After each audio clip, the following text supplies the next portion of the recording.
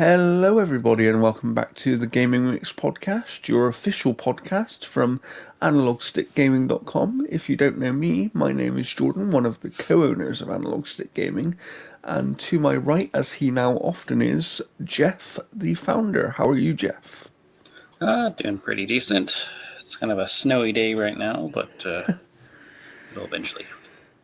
Yeah, well, we haven't recorded for a little while, so we are going to talk lots about video games, as you can see on our ticker below.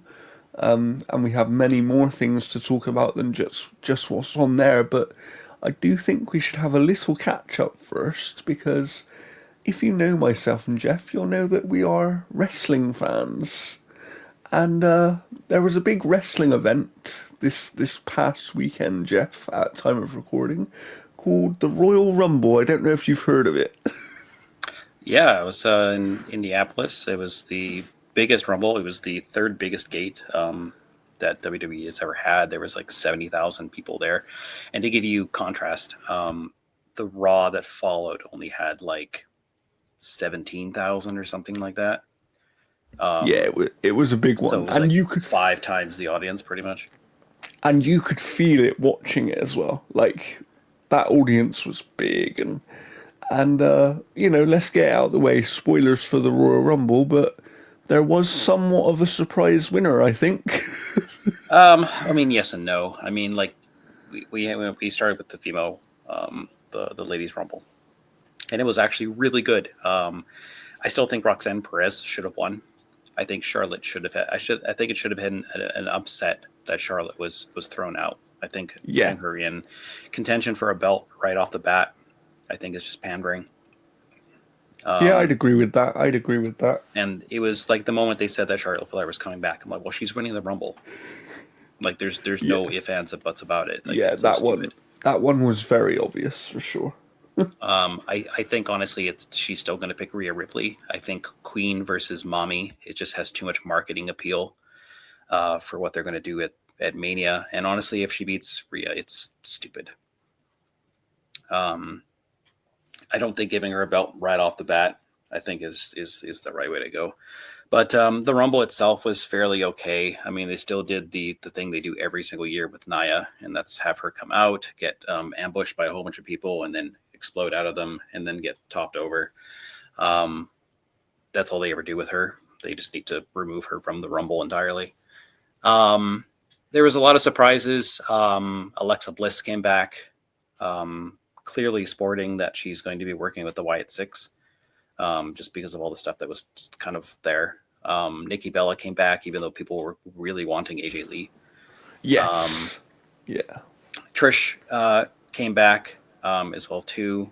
I don't know how long she's sticking around. So I have seen a report that she is expected to do more with WWE because she's consistently brought up in creative meetings and stuff. So I wouldn't be surprised if there's probably a WrestleMania match for her, because I think being the legendary figure that she is, she can probably help to get one of the younger names over. And there were some interactions with her and some of the younger names in the Rumble that I thought were quite interesting. So I think they'll probably do something with that. Yeah, I'm hoping Alexa Bliss gets into the ladies in the Elimination Chamber. Yeah, that would be good. Um, and then, like, I would love to see Alexa Bliss versus Tiffy Yeah, because yeah, I didn't even think about the possibility of that, but yeah. I don't think we've ever seen that match. I really like Julia from NXT Yes. as well too. She's really good. She just reminds me a lot of like Io Sky and that kind of stuff in terms of Yeah, like her very approach. similar. Very Yeah. similar wrestler for sure. But no, the ladies rumble is actually pretty good. I will say the tag match with the machine guns and stuff felt like the most SmackDown match I've ever seen. Yeah, definitely. Um, it was just a waste of time. Yeah. The Cody Rhodes and Kevin Owens match was more brutal, I think, mainly because there was about 3 bumps that were incredibly scary. Yes. Cody's apparently injured. I don't know if it's a shoot or a work. I have no idea. but Kevin took a nasty bump at the end. I'm convinced that Kevin Owens got knocked out because at the end there, where he gets slammed onto the ladder, Yeah. you, for people who don't know, in wrestling they have this sign they use when someone is really hurt, which is putting up an X like this. And sometimes they do it where that's kind of just part of the show, but it's very rare. And I saw several people that put up X's as soon as they saw him.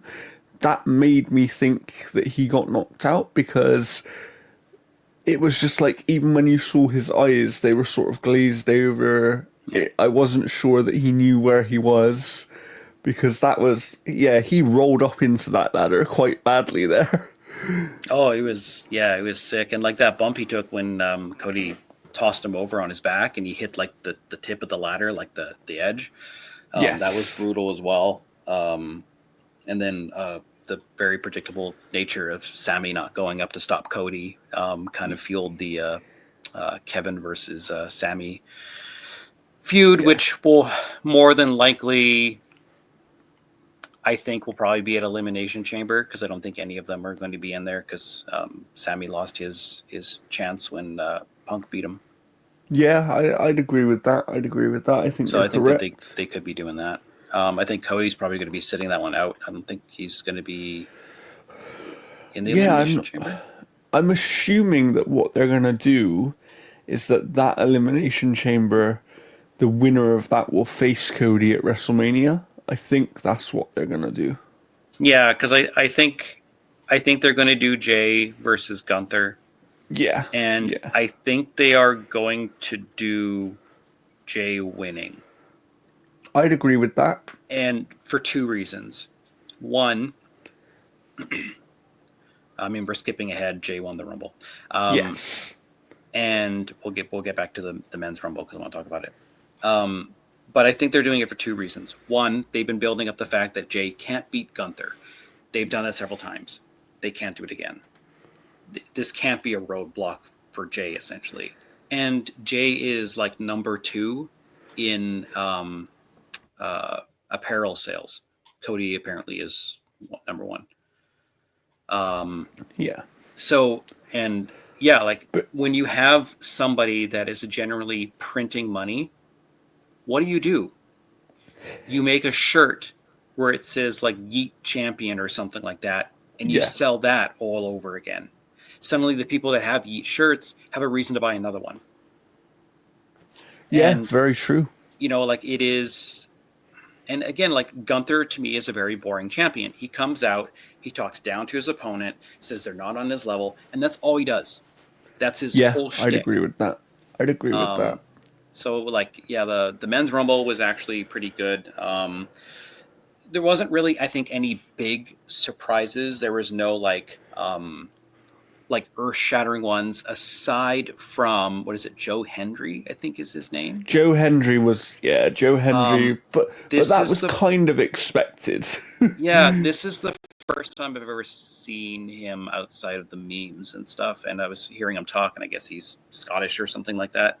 Yeah, yeah. Um, but he was really good. I like where he was getting beat up, whatever, and then Sheamus was like, "Hey, I'm enjoying that. Stop it." Yeah, yeah, I He did thought that that. was brilliant. He did the turn.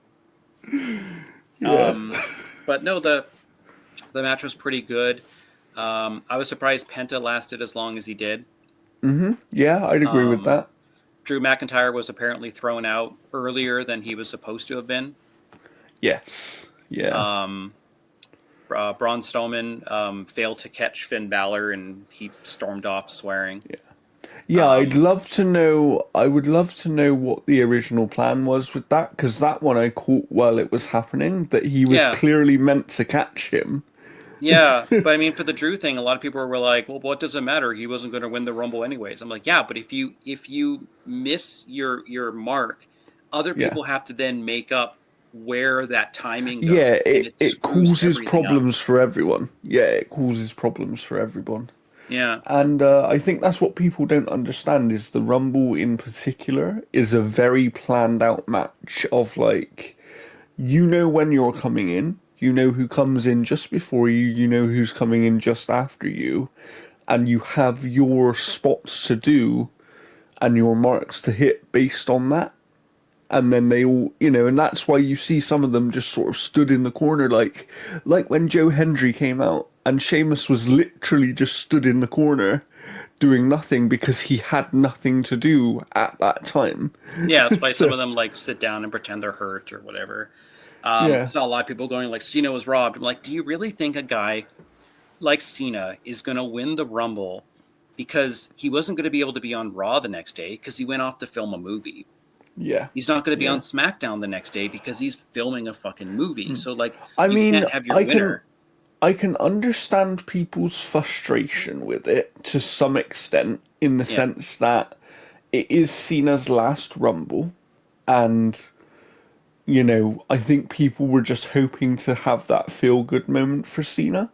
But I think that will come because I do expect him to win the championship at some point this year. And I think that will be the feel good moment. Sorry. yeah. Like I I could see him probably like I don't know. My prediction is still that Punk is going to win Elimination Chamber, and it's going to be Punk and Cody at WrestleMania. But because like I don't think it's going to be Roman because do you do Roman versus Cody 3 Manias in a row? So I think that what they're going to do, I have a sneaking suspicion about this. I think the chamber is going to come down to Roman versus Punk, and I think Roman is going to lay down and let Punk win. And the reason I think that's going to happen is because Paul Heyman owes CM Punk a favor. And I can see something happening there which is like you're expecting Roman to win, and I can see them kind of building it that way because it looks like Roman is going to be feuding Seth Rollins going into Mania, Yeah, right? yeah. I think Seth Rollins versus Roman's definitely going to be for Mania. Um, that much is pretty much guaranteed. Um, and then we're likely going to have Logan Paul in there as well too, because I think he's going to get the win over Rey Mysterio. Because I think Rey Mysterio in the Elimination Chamber just doesn't make any sense. Yeah, I'd agree with that because at this point you don't expect Ray to really, he's in that twilight of his career. He doesn't need to be in the biggest matches. Yeah, His name alone is like if they want to make a big match for him to have at WrestleMania, his name alone is big enough to carry that match. yeah. And I think we're also going to see at Mania. I think with Alexa Bliss being on the Wyatt Six side and kind of reuniting with Nikki Cross, I think we're going to have a street fight match with Judgment Day versus the Wyatt Six. So that we'll have like Liv and Raquel and Finn and Dom and Carlito versus three Wyatt Six and Nikki Cross and Alexa Bliss. That I would think be that's interesting. I think that's what they're setting up for Mania because there's rumors that they're setting up Judgment Day versus the Wyatt Six, and obviously JD's injured because he like broke some ribs and a bunch of stuff, and then still fucking finished the match. Yeah. Yeah, like it's going to be an interesting Mania. It really is, and because like we haven't spoken about it much, but the fact that Cena didn't win the Rumble and he probably isn't going to win the Chamber either. I do wonder what they're going to do for him at Mania because it's going to be his last Mania, so you want to make it a big one, unless he does the thing where they're classing the wrestling year as up until the following Mania, but I don't think they're going to do that. I think he will finish this year. and it has to be a big one for him. And at the moment, the way that things seem to be panning out, I actually think he's sort of running out of options. Like, Um, okay, I just did a search and it confirmed exactly kind of what I wanted. Um, Apparently, Logan Paul okay, wants John Cena at WrestleMania 41. Now, here's the thing: who eliminated Logan Paul at the Rumble? John Cena. yeah, yeah, Um, so I think that could be a good match. Apparently, they've fought before for the U.S. title. hmm. Um, yeah, I did they've fought see. several times. They fought John Cena versus Logan Paul. Apparently, a singles match at WrestleMania XL. They fought United States Championship. They fought on Raw. So they've definitely fought before. So this is not uncharted territory. That makes sense. I did see, and I thought this one was interesting. Joe Hendry did an interview where he was like, I knew that I was going to be in the Rumble, and I said that to people months and months ago. And he said something else I have high confidence in is that I will fight John Cena this year. That would be great. Putting Joe Hendry on the main ticker because honestly, I think when the draft picks up again, I think Hmm. we're going to see Roxanne Perez come to WWE, and we're going to see Joe Hendry come to WWE main roster. I Yeah, think those are two like absolutely surefire picks.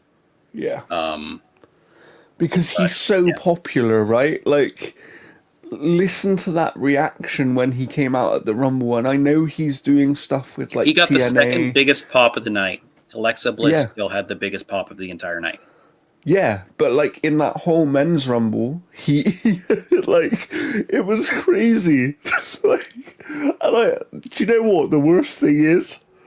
I now would love to see him have a tag team with Sheamus, where it's just like And just Sheamus will Sheamus do the cheering turn as him on. well. Yeah.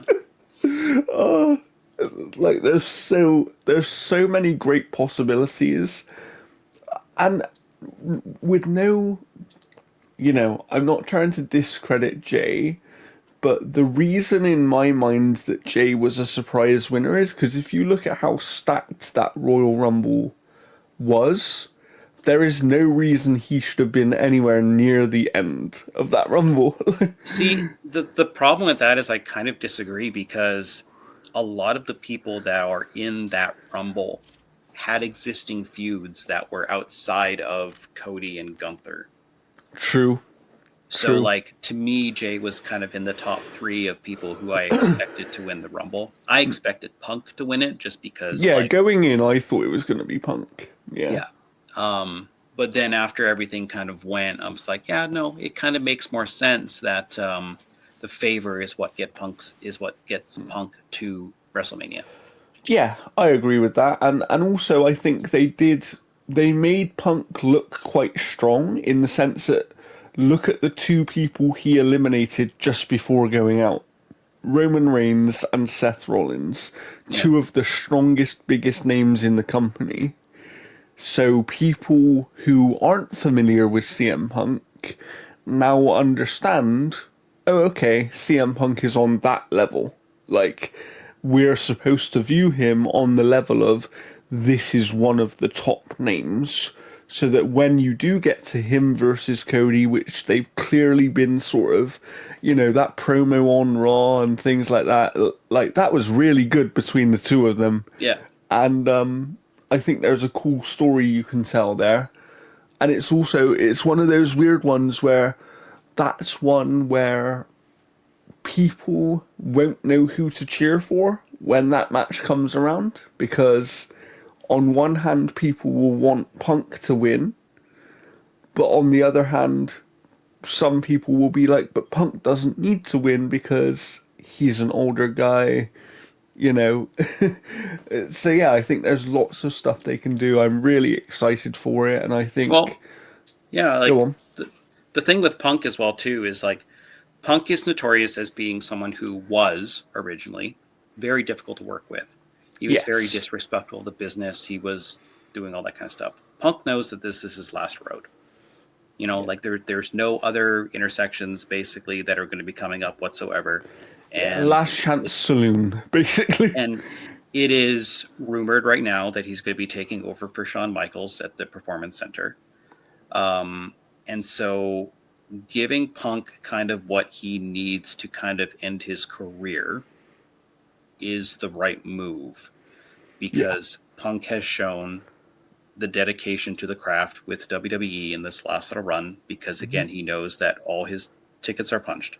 Yeah. He has And to be and something. he's also, which might surprise some people, but he's been willing to work with people that he clearly doesn't get on with, which is something we know that he didn't do in the past. Yeah. And he's been very professional with those people from what we hear, and they've been very professional with him. And I think that whatever you want to say about Punk and him being difficult to work with and stuff, I've said it in the past. I do think some of that stuff is probably a little bit blown out of proportion anyway.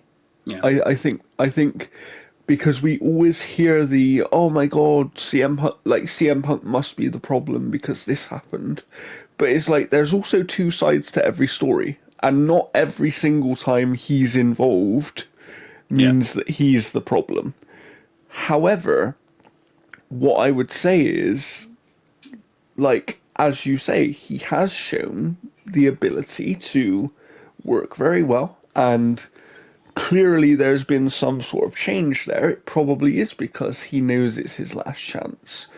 But whatever you want to say about Punk, as a wrestler, he has earned the right to end his career on his terms. So he should be like, if he says, and I don't actually think this WrestleMania is his end. I think it will be the No. following WrestleMania, if I was to guess. I think he's probably got another year in him. But yeah, I think very much like John Cena, right? We heard Triple H say the other day that John Cena is in his final run of his career. He has the right to basically call every single shot. If he turns around and says, I want to fight Logan Paul at WrestleMania, that's what he's going to do. If he turns around and says, I want to have a match against, somebody else, that's what he's going to do because he's John Cena and he's earned the right to do that. And yes, okay, Punk isn't necessarily in the John Cena realm for some people, but for a certain generation of fan, Punk is their John Cena. They were shouting his name for 10 years and he wasn't even part of the roster. Yeah. If that's not massive popularity, like, I don't know what would be. Yes, absolutely. So I am excited to see what they do, and I think that, we will talk much more about wrestling here in the run up to WrestleMania because I think some very interesting things are going to be happening, Jeff. Yeah, and we've got more information that's going to be coming out about WrestleMania 2K25 as well too. There's a lot of embargoes dropping for like environments and things like that. Up, Down, Down has a full environmental breakdown coming out later today, I think at 10 a.m. And we So we're do gonna see have a lot some more. news up on our site. If you haven't seen it already, we have the cover star reveal, and we'll Yep. have some other stuff when it comes through to us. And we are hoping to be able to cover the game as Yep, we there's have details worked with about all the 2K special before. editions, basically what everything comes with. So, They're very expensive. I mean, it's have you seen ticket prices for WrestleMania? Yeah. Ooh, you know, and yeah, like once the roster kind of breaks down, we'll take a look at that. I'm expecting. Did some you characters notice, to actually, be talking TLC'd out. about the video game, did Yeah. you notice that on Monday Night Raw they were starting to reveal some of the character ratings for the video game? Yeah, and the little ticker at the bottom. Yeah. Yeah, I noticed also that they actually had some spelling errors, like they spelled Tiffany Stratton wrong. Oh, did they really? Yeah. It's still not as bad as that one pay-per-view where like Cody's name was like wrestler name, insert wrestler name here. Yeah, where they just Yeah. where they So just it's like didn't your have champ it. Cody Rhodes, and it says like insert wrestler name here. Like that was the best. He's just like cheered. Yeah, Yeah. Yeah, so funny. it's crazy. But yeah, I know a lot of people were split on the ticker. I thought it was great.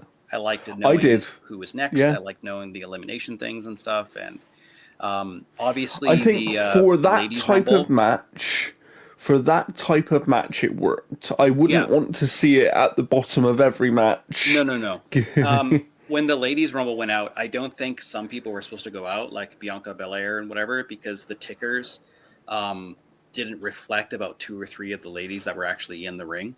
Oh wow, okay. So if you Oh, watch that, there's about two or three names, excuse me, that don't go on the ticker at the bottom. oh, interesting. Okay, Yeah. So, interesting. but yeah, that's pretty much wrestling. Once we get more news on WWE 2K25, we will definitely be posting it, such as the upcoming roster drop. They'll be kind Yes, of conveying that information out, and anything else that and 2K if throws we're away. lucky enough, you may even get myself and Jeff both covering the game. If we're fortunate enough, we never know with these things, but we'll certainly try our best. And for Yeah. now, I think it looks like we have a lot of video game news to get to. So, where do you want to start, Jeff? I'm just gonna basically just go down the list here in terms of Okay. like my tabs, just so I can keep them in order and I don't have to hunt through all of them. So our main kind of topic for today is Nintendo dropped a whole lot of Nintendo Switch news ahead of the Direct. In fact, one of that bits of information is the Direct itself. Nintendo has confirmed the time for April's Nintendo Direct, focused on the Nintendo Switch 2. The Nintendo Switch 2 Direct will take place on April 2nd at 6 a.m. Pacific time. So that's 7 o'clock my time. It's expected that Nintendo will announce the console's release date, as well as more information about software coming to the platform. Following years of speculation about its next console, Nintendo finally announced Switch 2 last month. So this takes place on April 2nd, which is hopefully, if we're not missing limbs or anything, we will be recording that day, pretty much the hour after. So we'll definitely be talking more about the Switch 2 in terms of its overall release date, what we Yes. should expect from it, but also that Nintendo actually also stated that the price of the Switch 2 hardware will take into account numerous factors, including Nintendo's trademark affordability, its president has said. During a QA following Nintendo's Q3 financial results, Nintendo president Shuntaro Furukawa was asked about the company's thoughts on hardware pricing. Specifically, Furukawa was asked if there are any changes to Nintendo's stance on what constitute an acceptable price point given various global and economic factors. Um, Hold on here, I missed. Furukawa replied that not only does Nintendo have to take into account Japan's increased inflation rate, it also has to consider that the exchange rate environment has changed considerably since the Switch launched in 2017. However, he noted that Nintendo also has to consider the affordability that our customers expect from Nintendo products, saying the company needs to take all these factors into account when considering the pricing of its products. Furukawa said that it was taking all of the above into account when pricing the Switch, but it had nothing to announce at this time. He also said there are no plans to change the price of the original Switch at this time. So we'll be touching more on it later, but Yes. the tariffs, I think, could affect some aspects of the price as well, I because the agree. US is probably one of the biggest markets to hit for the Switch. Yeah. Yeah. And it's going to see a 25% increase coming in from Japan if those tariffs for Japan go through, right? Unless they Yes. already Yeah. have. I know But Canada and Mexico talking, got hit. about this story first. First of all, I'm glad that they've confirmed when we're going to get more information, but specifically on the pricing point there, everything they're saying to me suggests that what they're trying to say is be braced for hardware that's going to be more expensive than you would traditionally expect from us. However, it will still be more affordable than other alternatives on the market. That's kind of how it comes across to me. So we're not necessarily going to see the Switch 2 be $600 or something, but it might be $400, you know? Well, right now, hold on here. I'm trying to see. The Switch OLED model is what, $349.99 US? Mm-hmm. Yeah, I could definitely see it being $399 Yeah. Yeah. US, which is hold on, I've got the Canadian price up here is $449. So usually they take a small little cut to just not make Yes. reflect the dollar too much, because our dollar sucks right now. It's like the worst since like 2003 or something like that. It's like 60 cents on the buck right now. Oh, wow. Yeah, it's downright horrible. Um, yeah, so I mean, like, yeah, I could see it being 400. I could even see it being 450 US. Yeah. So here's my question for you, though, Jeff. How high do you think they can go and have people still happy with the price or I think still 450. accepting of the price? Do you think 450 is the I limit? think 450 is the ceiling. Interesting. Okay. Okay. Just because obviously with I know that these other handhelds don't have the same market as the Switch Yeah, and I mean there is they could different here. expectations. I think the ceiling is 500, but that Okay. includes Mario Kart. Yeah, okay, so so the way that they could get it higher is you'd have to include a game. That makes sense. That makes sense actually. Yeah, yeah. That definitely makes sense. I'm intrigued to see where they're going to go with it. And as you said, we all being well, unless one of us has a leg falling off or something, which I don't know, Jeff might if you talk to I'm suffering from a leg injury right now. It might fall off at any moment. yeah. So but other than that, we will be covering it hopefully on the day it happens, just slightly later. So you can look out for that stuff. Yeah. But why don't we jump to those tariffs if you can find them, as we mentioned them anyway? Yeah. So the Entertainment Software Association has expressed concern about the negative impacts from the tariffs imposed by US President Donald Trump on goods imported from other countries. The trade body, which represents leading games companies including Microsoft, Sony, and Nintendo, has called for Trump's administration to consult with the sector on his tariff plans. Tariffs on video game devices and related products would impact Americans of all ages across the country. We urge the administration to consult with the private sector in a transparent process to avoid causing significant harm to everyday Americans and to one of the fastest growing entertainment sectors in the United States. In an updated statement shared with VGC, the ESC has said as such.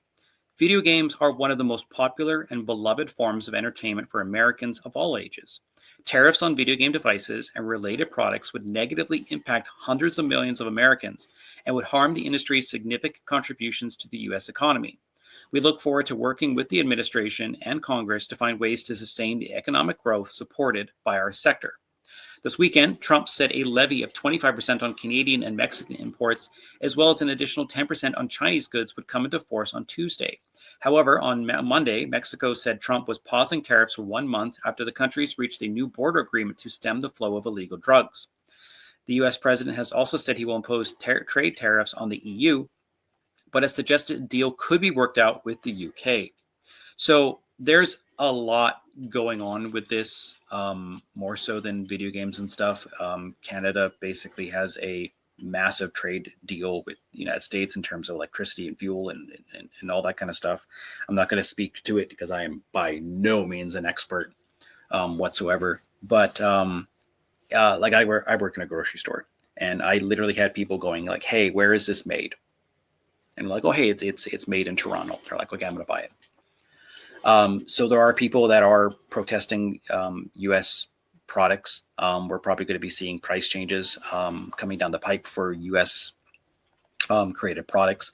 There were a lot of companies that kind of got out of the market in a lot of ways. Like Delicio stopped, I think, making pizzas, and then another company came in and bought them, and they're, as far as I know, Canadian. But I think most of that stuff's coming from the States still. A lot of companies kind of dropped U.S. trading routes and stuff like that well ahead of this, like year before. Wow. But there is a lot of American stuff that is still being sold here. And so Hmm. like we've had a lot of people dealing with that, and like yeah, like you do that to video games, and you're suddenly taking games that are $70 and you're bumping them up to 75 or $80. Yeah, yeah, and I think, I know that in some territories, because, for example, I've got a good friend of mine from the Outer Haven, Carl, and he lives in Australia, Yeah, and they pay a lot for video games because of exchange rates and because of other things. And yeah, it's like he was saying that if these tariffs happen, it could end up in a situation for him where he is actually priced out of being able to engage with video games. like, I mean, yeah, like he'll basically be like, well, I guess I'm Game Pass for life, yo, like, and yeah, playing everything through there. yeah, That's where Game Pass kind of like becomes this savior of people being able to actually contribute to it. yeah. Um, Because there's so many people I know that only get their games through Game Pass now because they purely cannot afford to even pay the prices as they are now. yeah, and So there's no video stores to really rent. Really, I mean, there's services that are out there that kind of do that, yeah, and that might you know yeah. become more popular. So this But so this is a shame, but it's going to affect more than just gaming, of course. But it's one of those things we have no control over it. We just kind of have to see what happens, and we'll obviously keep it all monitored and everything. But we have a lot more video game news. So where are we going to go next, Jeff? let's kind of dip back into the Nintendo's waters to just kind of wrap that all up. I'm going to combine two news here. So Nintendo has claimed that it's still going to support the Nintendo Switch One, depending if there is kind of an audience for it, and obviously there is. It's one of the best-selling consoles pretty much out there. But Yes. two particular pieces of software are a lot of people were thinking we were going to be Nintendo Switch 2 titles, but yeah, it's not going to be that way. Nintendo has reaffirmed that both Pokemon Legends ZA and Metroid Prime 4 Beyond are planned on release for the original Switch, despite 2025 release of the Nintendo Switch 2. Now, obviously, those games are going to be backwards compatible and probably even run better, but still. Speaking during an investor Q&A published this week, Nintendo president Shutaro Furukawa said that both games are still planned for this year on the original Switch. Furukawa said that the company plans to continue to support the aging hardware as long as there is demand. Pokemon ZA was announced during Pokemon Day on 2024, but as of the time of this writing, no details about the game beyond its release, beyond those released during the game's announcements, have been revealed. Metroid Prime 4 was shown off in a gameplay trailer published last year. This week's earnings Q&A, for the first time, Nintendo has commented on the two games since last month's announcement of the Switch 2. While both titles are planned for the original Switch, both will be playable on Nintendo Switch 2 regardless. Nintendo Switch 2 will be backwards compatible with the original Switch software, minus a few titles. Nintendo has confirmed, with analysts have speculated could boost the new console's launch sales due to a strong library of games on day one. And we still have a lot of kind of big games that are still going to be coming out for the Switch. We've got the Xenoblade Chronicles X remaster that is going to be coming, I think, next month. So I could see basically that I could see Metroid Prime 4 releasing on the day Switch 2 comes out. And then Z&A, I think, is going to be a Christmas game. So I think it's going to be September, October, November. Wow. Okay. Okay. But, those titles have been long speculated that they were just going to be Switch 2 titles, even though Metroid Prime 4 was announced for the original Switch, but then again, it had its development restarted because they weren't happy with what the original developer was doing, so they took it over. Yeah, but I mean, we're still going to be seeing like a good support for the original Switch. I think that most indie games are just going to release on Switch and Switch 2, or even just release on Switch and then be backwards compatible. But Yeah. yeah, I mean, they'll support Switch as long as they can make money on the platform, essentially. But, you know, I think that that's the right thing to do. As you said, they've got a massive audience there. And, you know, that is what it is. But there is some positive news that we have in the document here, because I see that we also have some very negative news coming up. So I want to jump to talking about one of my favourite games of the last couple of generations, and one that I actually think got quite overshadowed because it was originally meant to be a different IP, and then became its own thing, and that is Sleeping Dogs, which is obviously long dormant now, but something's happening with it, Jeff. So what is that? yeah. I mean, aside from having a sleeping dog right in front of me right now, Marvel star Simu Liu said that it's his dream to make a Sleeping Dogs movie happen, followed by a new Sleeping Dogs game. Earlier this month, actor Donnie Yen said the film adaptation of Square Enix's 2012 crime game, which was first announced in 2017, had effectively been canceled.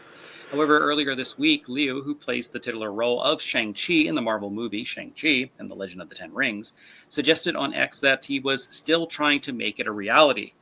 After an ex-user asked Liu if he was playing Wei in the theoretical, I can't say that word to save my life, Sleeping Dogs film, Leo replied that he was working with the rights holders to bring Sleeping Dogs to the big screen.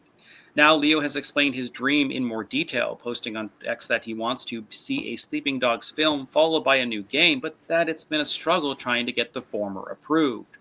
So few film projects make it from pitch phase to green light, he wrote. Pitching execs who don't understand the game has been tiring. Everyone's overwhelming love of Sleeping Dogs here has really given us life. First a movie, then a sequel game for everyone. That's always been the dream. In an interview with Polygon earlier this month, Donnie Yen said the Sleeping Dogs film announced 8 years ago was essentially dead. I spent a lot of time and did a lot of work with these producers, and I even invested some of my own money into obtaining the drafts and some of the rights. I waited for years, and I really wanted to do it. I have all these visions in my head, and unfortunately, I don't know. You don't know how Hollywood goes, right? I spent many, many years on it. It is an unfortunate thing. Well, it's not yet clear how advanced Leo's discussions with right holders are and whether he's making more progress than Yen did. Leo said that he wants to get Yen involved should he be successful. If we actually pull this off, my first call will be to Donnie, he told a user on X. Second would be to Will Young Lee, the original voice of Wei in the Sleeping Dogs game. Third, to DoorDash to find me the nearest restaurant that serves pork bun. Yeah, like this is something that I think would be extremely good, just because we've had the Chinese crime boss type of movies and things and stuff. We've seen most of that, but a lot of it's been kind of Americanized. So I think like if you pull this game off, this movie off right, it's a very good vehicle for Simu Liu, who has a very good popularity that's been kind of stifled with the fact that you had the writer's strike and you had a whole bunch of other issues that Yes. prevented Shang-Chi 2 from kind of happening. And so they've delayed it so that it can work itself into the other films as well. Yes. Yeah. So, he needs to essentially get something going. But yeah, I mean, Yeah, and it'll I be one of think, those things. you know, the other thing is he is a gamer. Yeah. He cares about video games and he clearly cares about this IP and is a fan of it. And I As well think as that the we history of the film process, trying to get that greenlit. yeah, Talking about how he wants the original voice actor in the film. He yes. wants Donnie Yen basically like attached to this as Yeah. well. And I think that when you have someone like that, as we've seen in the past, when you get people that are actually fans of things involved, they can create magic You know, we saw, like, I know Jeff isn't the biggest fan of The Last of Us, but Craig Mazin got involved in the Last of Us TV show, and he was a fan of the gaming IP, and they also had Neil Druckmann involved, and they were able to craft something that was respectful of what that IP is, right? Without just making a mess. The Halo TV show. It's Yeah. like See, like what I get the think right people.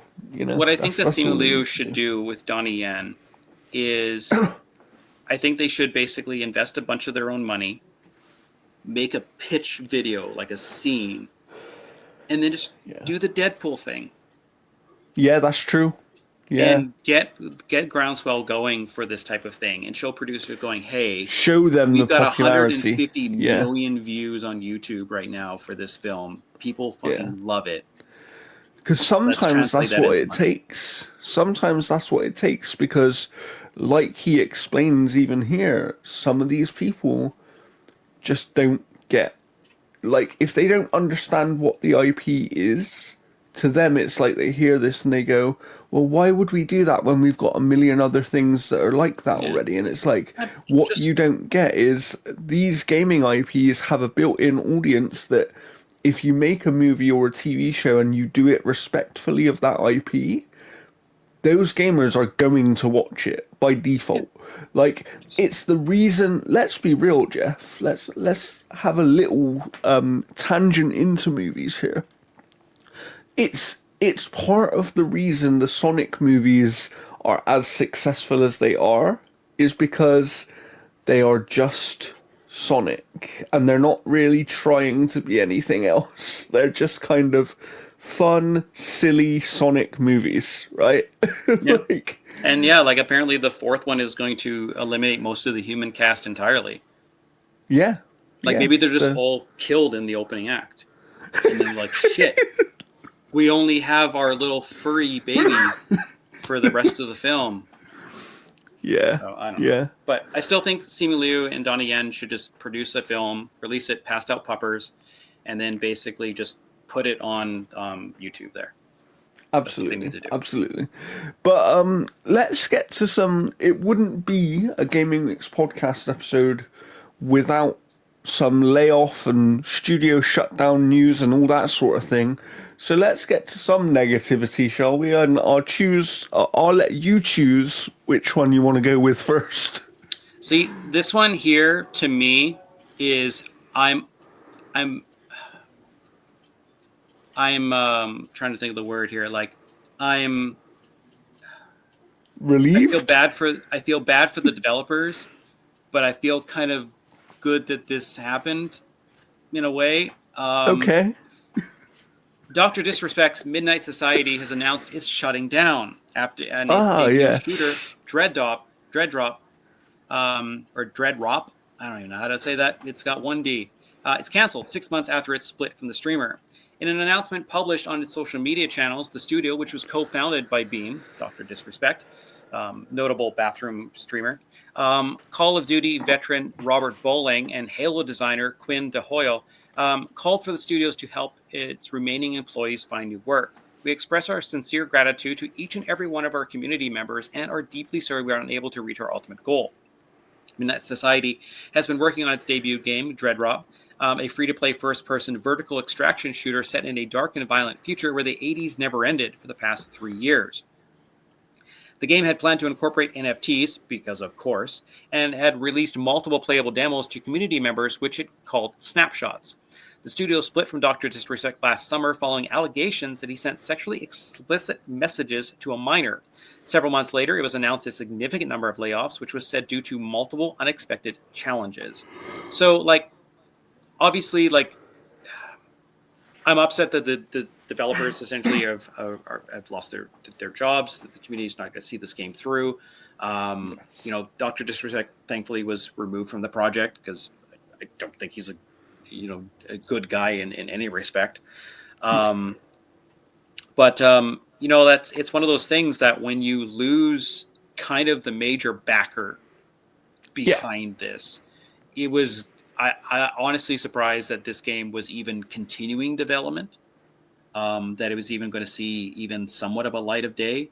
But yeah, it's hard to say. Like, I don't know whether or not this studio is just going to take what they've got going on it, and maybe a small like team essentially just kind of forms around it and finishes it in some capacity. I don't know. Yeah, maybe. Um, I but mean, look, we will always be disappointed for people that are losing their jobs. yeah, But at the same time, as Jeff says, it's one of those weird things where when somebody is involved that clearly seems to be not a very nice human being, there is some sort of relief because you don't, those people don't deserve good success. things to happen. Yeah, they Yeah, don't deserve success. And therefore, as horrible as it might sound, there is going to be a bit of relief from people here that this has happened, and that is a shame for the people that were working on it who have no involvement with any of that stuff whatsoever. yeah. But it's the exact reason that we see studios get dragged through the mud all the time. Look at when Bobby Kotick was still at Activision. Look at how Activision was viewed, Yeah, and when you put a kind of a scummy person at the as the figurehead of the game, it taints a lot of it. I mean, the yeah, same thing we saw with like Hogwarts Legacy, where J.K. Rowling was like unattached from the game. She had nothing to do with the game other than receiving a check initially for um, the for the rights. IP rights, basically, yeah. Yeah. And those developers basically like they were just shat on. Their game was not reviewed by major outlets. I had planned to review it. I just got sidetracked with a bunch of stuff. I think the game was great. I probably would have given it an 8. They even put in characters that would infuriate J.K. Rowling into the They did. game as well too. So I mean, they did everything they could to essentially like pass the Separate buck over themselves. and Yeah. give her the finger as well. But seeing Mr. Bathroom Streamer like his being removed from his game was the right call. Yes. But that game was still going to be tainted essentially by the And fact that he and was attached to it. it's effectively guilt by association, right? Yeah, That's essentially what we're talking about. Is like you if someone is accused of something, if somebody is guilty of something, if someone has their public image damaged, they damage the image and reputation of anything they are connected to in any small way at the same time. And that isn't right and it shouldn't happen. But unfortunately, that's just the way that society is. So that's very unfortunate. However, I now want to talk about another studio that I think might not last too much longer. And this is one of the EA studios. Which one would that be, Jeff? let me bring it up here. So this one is really heartbreaking. Mass Effect and Dragon Age developer BioWare has reportedly halved in size compared to 2 years ago, partly caused by owner Electronic Arts' decision to make cuts and move employees to different teams within the company. Bloomberg reports that following the announcement of a studio reorganization this week, EA informed team members who believe that they had been temporarily loaned to other EA studios following the completion of Dragon Age Veilguard that these moves were now in fact permanent. BioWare confirmed this week that some employees have been moved to help on other EA projects, which is said to include both Skate and Iron Man. Since the next Mass Effect game was in pre-production, it did not need the entire studio. According to Bloomberg, the transferred staff have believed that their move to other projects was temporary and that they would be told this week that their loans moved and morphed into permanent relocations, that they were no longer BioWare employees, and that if they wanted to work at BioWare again, they would have to look for job openings. BioWare is now down to far from more than 200 people 2 years ago to less than 100 today, according to Bloomberg's sources.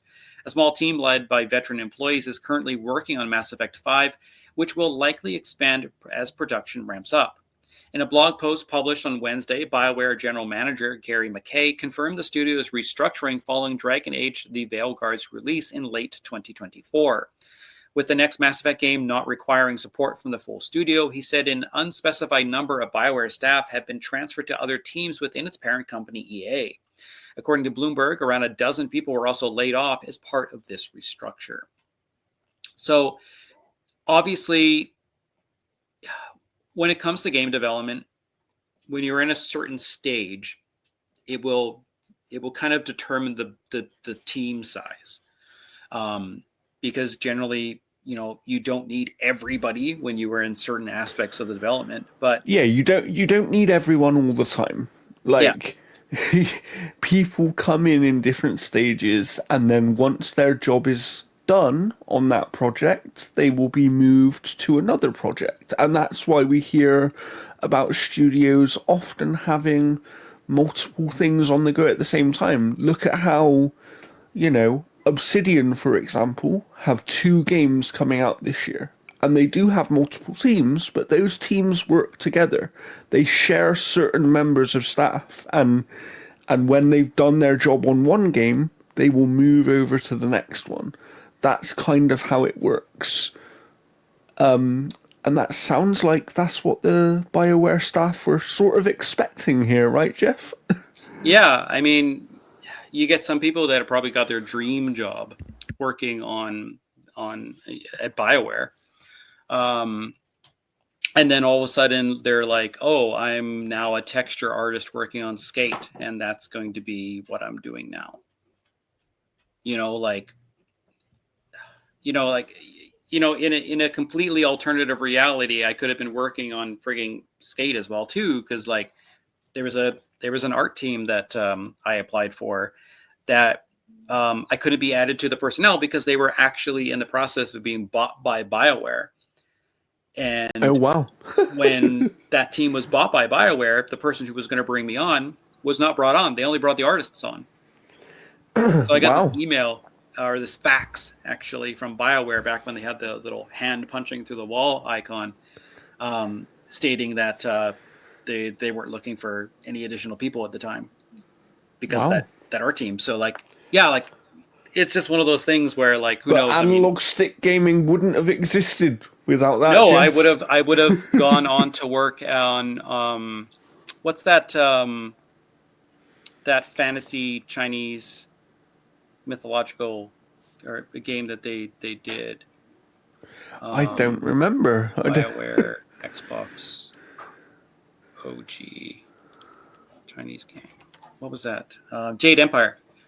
Jade Empire. That art team, because I kept in contact with one of the guys that was there. That art team went on to work on Jade Empire. Wow. Wow. See, now that just brings me of like, I want to ask you why you didn't pursue different opportunities. Well, this one, it's one of those things where it's like I didn't expect that that's where they were going, because there was this art team that was working in Edmonton, and I had applied for it and stuff like that because they were doing like conceptual art for like contractors and other things and stuff like that. And then he's like, oh, I want to bring you on, but we're kind of in negotiations right now, and I can't talk about it because it's NDA'd and stuff like that. And I kept in contact with one of the artists that were there because I'd gone down to visit and stuff for the thing and stuff. And then he's like, yeah, we just got bought by BioWare and we're working on Jade Empire next week. And I was like, God, That's damn it. crazy. That's crazy. Like, it's funny, isn't it, how these little moments can be like potentially life-changing things. Yeah, because like that game came out in 2005. Yeah, yeah. So who knows? But Wow. yeah, Who like knows? You might have been the director of Dragon Age Velgard in a different life. and it would have made it more gay. Yeah, like that's the thing with Veilguard is it didn't really do well, and I'm not like obviously there are so many different factors, but I think majority is that people just wanted a different tone. I agree with that. Yeah, I think I they think did. that was the biggest driving factor of why it didn't do well, is I think just the tone, because Dragon Age has been this game that has Yeah. been slapped around with gritty realism to cartoony to back to gritty realism to back to cartoony. Yes. Yeah, And absolutely. like I I will say as well, I think that Dragon Age got caught up in this thing that a lot of games get caught up in lately, where social media decides that the game is going to be bad before they even play it. yeah, but the thing about it is like people understand that social media is a very small slice of the actual like consumer, because people will see Dragon Age on the shelf and they'll take a look at trailers and like, oh, this is cartoony. I don't really like it. They won't pay attention to the DEI and the woke shit and blah blah blah blah Yeah, they blah. don't care about that. They don't care Decide about whether that. they like it or not based on They'll how watch a it trailer and they'll looks. be like, ah, Yeah. this kind of looks cartoony. I don't want it. Or they'll wait because of like EA Play or whatever, and they'll Yeah, wait or for that some title to people. be added to The that. other thing is, some people just don't buy games brand new because, as we were talking about earlier, with the cost of things nowadays, people cannot afford it. Me and Jeff were talking about just before recording that Jeff still hasn't played the latest Life is Strange game because he cannot afford to get it right now. No, like Uh, I have to trade stuff in to get Monster Hunter. yeah, it's unfortunately that's the You reality that know, we're in. we're kind of in a lucky position that we're getting We're codes able to for get certain some things. things, yes, yeah. That like Game Pass honestly saves my ass like so many freaking times. But we're in a position where like I can look at like I can go on our site here. And it's like I got codes for Neptunia Riders. I got codes for Tales of Iron 2. I got a code for Big Helmet Heroes. I got code for Eternal Strands. Yeah.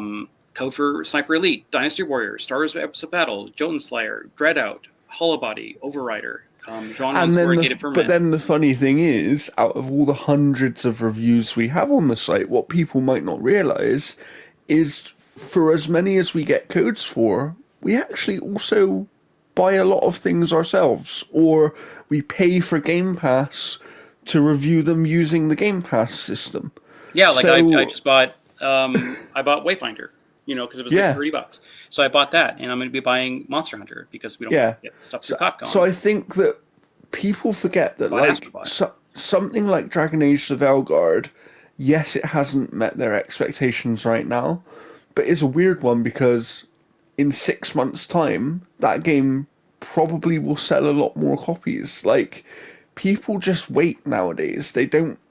It's not like how it used to be. People aren't.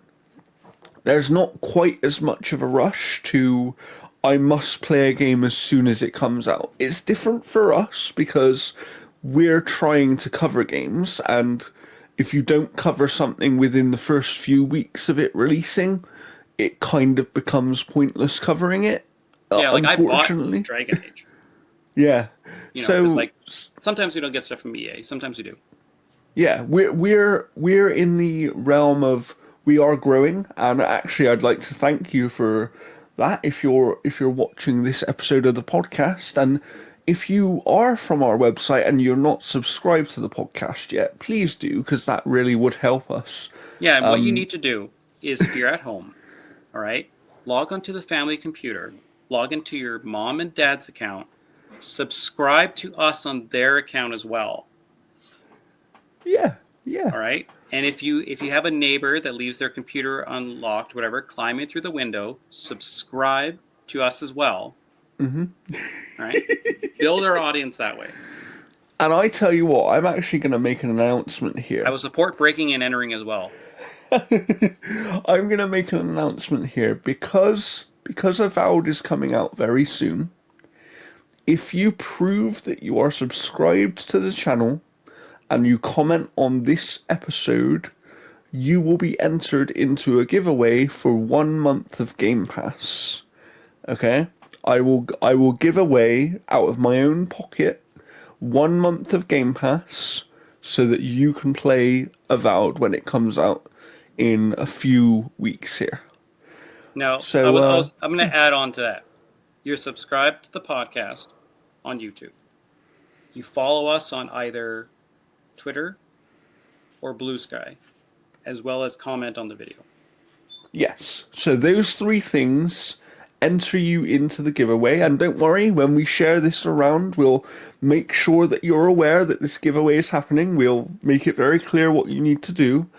And I, out of my own pocket, will give away a 1 month code for Game Pass Ultimate. So you'll be able to use it on PC or on Xbox, right? And you will have a week from the time of this episode going up to enter into this giveaway. And then after a week, I will randomly select the winner. But if you don't comment, or you don't subscribe, or you don't follow us, you have to do all three of those things. Yes, so you are not entered by doing one thing, you have to do all three things. And there we go. But speaking of Xbox, they've been in the news quite a bit lately, and depending on your perspective, some of that news might be very positive, but some of it maybe not so much. So what have they been in the news for recently, Jeff? Yeah, so Xbox is going to be bringing more titles to PlayStation 5. So Xbox has announced plans to release Age of Mythology Retold and Age of Empires 2 Definitive Edition, as well as Forza Horizon 5 for PlayStation 5. The real-time strategy games and racer will hit Sony's console this year alongside a launch of new expansions for both titles, which are currently available on Xbox PC. Now, I shut down the news tab for Forza Horizon, but I'm assuming it's coming this year as well. They said, I believe they said spring for that one. Perfect. All right. So PlayStation 5s will be able to players will be able to play Age of Mythology Retold when the game releases on March 4th, followed by Age of Empires 2 Definitive Edition this spring. I'm delighted to share that we are giving fans more choice to play where they want by bringing Age of Empires 2 Definitive Edition and Age of Mythology Retold to PlayStation 5, said Michael Mann, head of Xbox's World Edge Studios. Playing across all platforms is a game changer for our franchise, and it's about bringing our communities together. This isn't just about convenience, it's about growing and strengthening the Age community. With crossplay, we're creating one global battlefield where every strategy, every empire, and every player matters. Forza Horizon 5 will also be released on PS5 this spring, Microsoft announced last week. The port is being handled by Panic Button in partnership with Playground Games and Turn 10 Studios, and will contain all of the content available on the Xbox and PC versions of the game. So here's the thing. You're taking, like, Forza Horizon 5 is fairly old by this point, and suddenly you're going to be injecting, like, probably, I'm going to say, maybe about 2 to 3 million more sales. Possibly more than that. Yeah, right? So let's say, for example, they do, like, 3 million sales. So you got 3 million times what? $70? 70, yeah. You know, that is what? $210 million? Yeah, that's a lot of money. No. Like, Yeah, that's right. That's right. Yeah, $1 million. And to put that into perspective for people, that is enough to pay for the entire development of another video game. Like, Yeah. like the. And again, quite you're frankly, gonna have that's just it. PlayStation players go like, I don't support Xbox. Man, this Forza Horizon's pretty good on my PS5. Yeah, and I'll tell you what, Forza Horizon.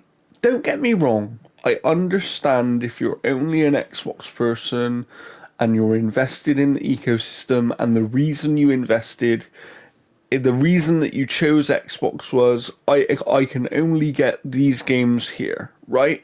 I can understand you having some frustration about that. However, what I don't understand is you've had this game on only your system for years now. Why Yeah. does it matter years later when you're probably not even playing the game anymore if millions of other people Yeah, it's just have the gatekeepers. option But to I now mean, you play look at it play the this game? way: PlayStation finally gets a good racing game. Yeah. Yeah. So I did see someone tweet PlayStation finally gets a good Horizon game. I thought Oh that was god, they're gonna release Forza Horizon in between. Oh my god. Oh my god. When What? when does Elden Ring Night Rain come out? Oh, I'm not sure. Watch it come out the week before Forza Horizon, and then you get Horizon screwed again. Yeah. That'll be Yeah. freaking hilarious. Do you know what's funny? We got confirmation recently through Shuhei Yoshida that I think it was Sea of Thieves actually outsold Astrobot on PlayStation last year. Yeah, it's because PlayStation owners don't support Xbox, Yeah. right? So, but my thinking is, if Sea of Thieves, a decade-old game, outsold arguably their biggest exclusive of the year, when you think that it won Game of the Year and people were raving about it, it's like I really I can't wait to see how well Forza Horizon 5 sells. And the closest they've got is the Crew game that came out a little while ago, which And was that's not literally Forza really, Horizon. yeah. But in terms of the overall I gotta play quality, that game again. That I'm Crew not. game was really good. It's good. It's good. But I think, when we look at Forza Horizon 5, we're talking about a game that people who don't even traditionally play racing games loved Forza Horizon 5, and many people actually think it probably should have won Game of the Year in 2021, but because it's a racing game, it got snubbed, Mm. essentially. That's essentially what happened. But I'm always, I will never, to me, I understand the need for exclusive content, and our whole society has run on exclusive content for such a long time. However, why does it worry me if somebody else can play the game on some other platform? I've never ever understood that. As long as I can play it where I want to play it, what other people can do should not affect me whatsoever. Yeah, it's like for me, it's like I prefer Xbox over PlayStation because I like the controller. I Yeah. like the online infrastructure. I just generally like the Xbox ecosystem drastically better than the PlayStation one. Plus, I Yeah. like the UI of the Xbox console. I hate the UI for the PlayStation. Yeah. Yeah. And I Like agree with when you you on look when nearly you every load up a single one of those PlayStation, things. there's so much clutter now with that new menu that pops Oh up. yeah. Yeah, Like I'm yeah. expecting like stock trade things to show up now and all this other bullshit. It almost does look like it sometimes when you load it up. Like Xbox does have that one little thing in the bottom that's sponsored, so I'll load up my Yeah. Xbox, and it's kind of like, oh, Taco Bell's got a new And like fucking on the odd burger. occasion, you might see an advert for a game pop up, but Yeah, I actually have no issue with that personally. I've never had an issue no, with, my issue with it is that Xbox should be able to tell if I've played Hellblade 2, and if if you've I've played it, it played shouldn't pop Starfield. up. It Yeah, yeah, shouldn't pop up if you have played it. yeah. I agree. I agree with that. Yeah. So there needs to be some refinement to that system, and of course there is another game that is being published by Xbox, but is also coming to PlayStation at some point later this year. We assume Ninja Gaiden 4, but reportedly, whose idea was that video game, Jeff? Yeah, so the idea of Ninja Gaiden 4 came from my dog Banter. Um, yeah, yeah, Banter. Yeah, keep working on my Marvel Rival dailies. Why will you take your name out of that? Fucking hell. The forming of a partnership between Team Ninja and Platinum Games to work together on Ninja Gaiden 4 was Phil Spencer's idea, the game producer says. Xbox announced last week, or weeks ago, that Ninja Gaiden 4 is in development with both studios collaborating on the game, and that's set for release later this year. In an interview with Game Watch, Team Ninja producer Yasuda explained that the studio had been trying to make a new Ninja Gaiden game for some time, but couldn't come up with any definitive plans. However, according to Yasuda, it was Microsoft gaming CEO Phil Spencer who proposed that Team Ninja team up with Platinum Games to make a Ninja Gaiden game together. I think everyone knows that Ninja Gaiden series has been on hold for more than a decade, but Team Ninja has been considering making a new title for a long time. However, we were having difficulty deciding on a plan. After that, Phil Spencer from Microsoft suggested that the three companies, Platinum Games, Koei Tecmo, and Microsoft, work together on a new numbered title in the Ninja Gaiden series And that's how the project got started. We have developed action games ourselves, but because we were going to make a new Ninja Gaiden game for the first time in over a decade, Platinum Games had already had a number of great action titles, such as Bayonetta and Nier Automata. So we wanted to work with them, and that's how the collaboration began. So that's kind of an interesting, thing where like this game kind of got birthed by Microsoft, Yeah. and it could have very well have been some type of exclusive. But yeah, And they're yet going to they be chose releasing it not everywhere. to. Yeah, yeah. And Because I think that's here's the just, thing, that leads to sales. yes. Yeah.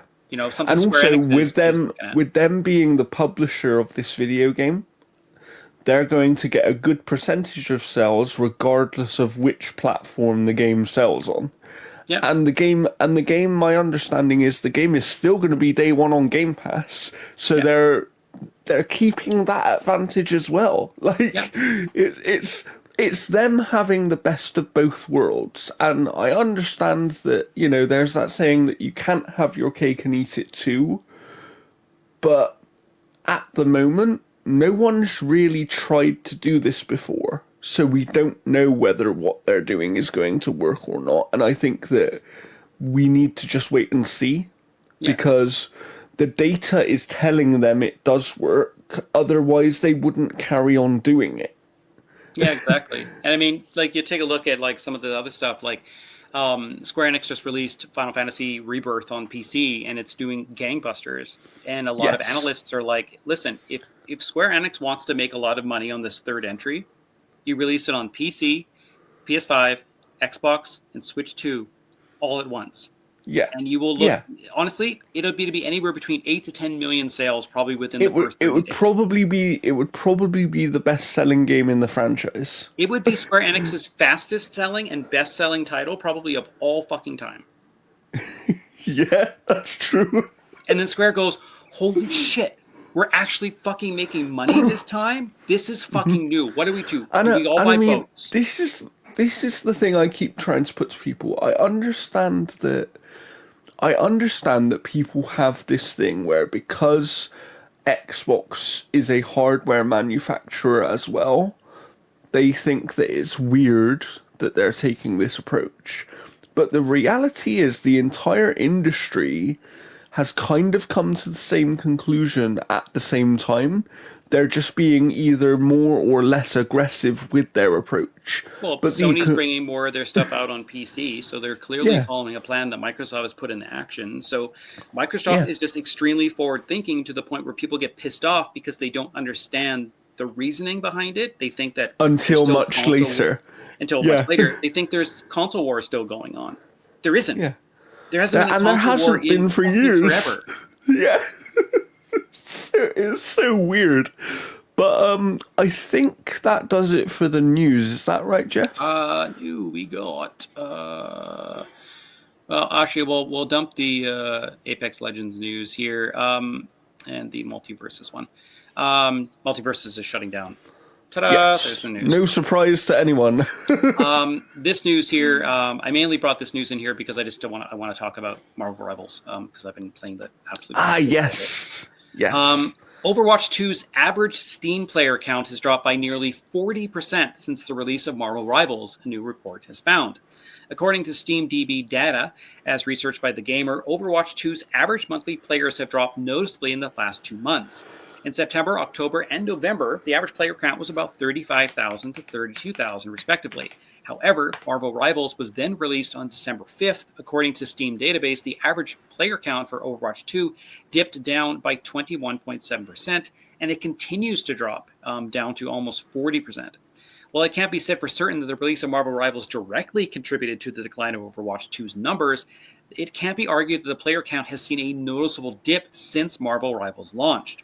Both games are free-to-play shooters, with Marvel Rivals offering 6v6 gameplay and Overwatch 2 still having the 5.5, while they're teasing modes and stuff for going back to 6 and 6.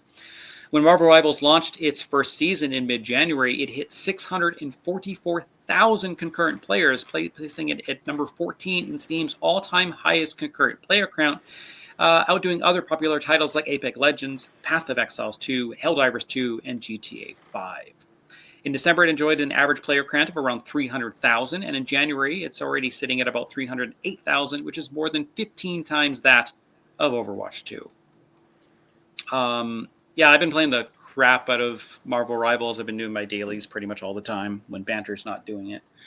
But yeah, like I've almost worked through the entire season pass. I've done all the event stuff as well too. I scored a goal in that little Chinese New Year soccer game match that they have going on there. Yeah, Marvel Rivals is freaking great. I've been playing as either Rocket or Mr. Fantastic. Those have been my two mains. Depending if I need to heal or if I need assists, because it's really hard to get assists as Mr. Fantastic. And I've been trying to get them up to Captain or even Lord at some point. But they're going to be releasing Johnny Storm and The Thing relatively soon as well too. We just saw the Fantastic Four trailer drop as well, which looks incredible. Yes. I know a lot of people are pissed about Ben Grimm's voice, but I'm like, if dude is cooking, he's not going to go, it's clobber time. Like, he's not going to have that voice while he's cooking. Right? Yeah, that's true. That's true. But yeah, Marvel Rivals has been absolutely amazing. Its free-to-play model is fantastic. I bought the season pass both last month's or last seasons and this season's as well. I bought both Sue and Reed's outfits, the Malice and then the Maker. I bought those ones as well too. And honestly, I haven't really spent that much money because I've been earning the currency that allows the conversion to make everything less. So Sue's costume cost me $5. Wow. So, you know, I don't really play as Sue, but I love Malice, and Jessica Nigri's cosplay of Malice is probably one of the best cosplays I've ever seen. It is unbelievably legit. But yeah, like, this is not surprising. Overwatch 2 has had bad publicity ever since they put a 2 on it and scrapped the story mode, which was the reason for the 2. It's one of the first games I've ever seen in history to actually erase the original game by overwriting it. Like, what the fuck? And yeah, I'm not surprised that Marvel Rivals is just, eating Overwatch 2's lunch. Yeah, for sure. So with us being done with news, before we get to what we've been playing, because I can't actually talk about what I've been playing, so I might as well say it now. I can say that I've been playing it, and that is Avowed, which I am reviewing for our good friends at the Outer Haven. And the review will be coming your way on February the 13th, so please tune in for that. But before we get to what we've been playing, I do actually want to insert a new segment here, which I'd like us to start doing, where we talk about one or two or maybe even three of the games that have recently released and kind of highlight their reviews and celebrate gaming, if you will. And there is a game that released yesterday, actually, that I think to many people's surprise got some amazing reviews. I'm going to share the link with Jeff here because we're going to start using CriticDB as reference, because if you don't know, CriticDB is a new aggregator site which was set up in part by some of the old OpenCritic team before they sold it. And we, of course, are part of OpenCritic, and we still love OpenCritic, and we will point to them as well.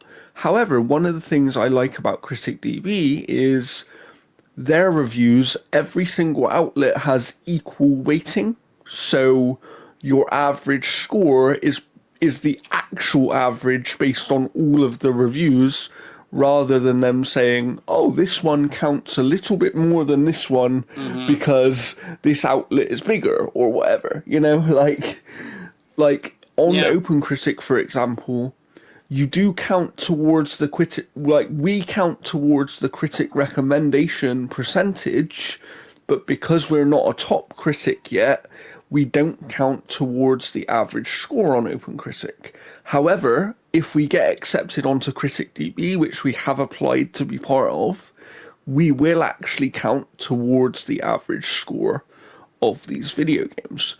And Kingdom Come Deliverance 2 is one of the most recent very big releases. Yeah, it's getting really good reviews. It's getting amazing reviews. So I just wanted to highlight that for people because right now on CriticDB, it's sitting at a 90 average. If you don't know, it's released on PC, PlayStation 5, and Series X and S, developed by Warhorse Studios and published by Deep Silver and PlayOn. It is a historical kind of simulation RPG, right? And so it's not going to be for everyone. I don't know if Yeah, Jeff, I don't know if you've played it before, but no, like, the story apparently is getting good reviews. I watched the IGN review, and they said that there were some like complications in regards to how the open world doesn't really respect some of the story aspects of it. yeah, Um, they're sort of trying to do both things. It sounds like, and to yeah, be clear, I do actually have access to this game. I just haven't been able to play it yet. So I will have a review. I just don't know where that review is going to be yet. It will either be on the Outer Haven or it will be for our website. But I will be yeah, covering I've the game. requested code as well, but I don't know exactly how much time I'm going to be able to devote to it.